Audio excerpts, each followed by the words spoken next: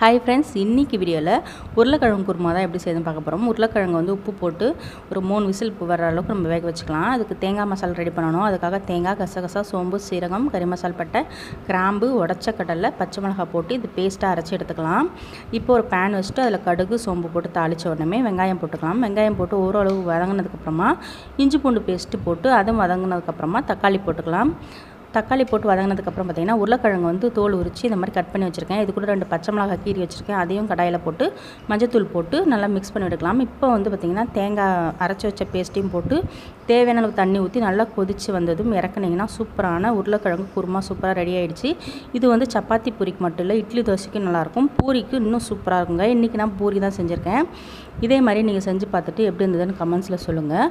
நாளைக்கு வீடியோவில் பார்க்கலாம். பை.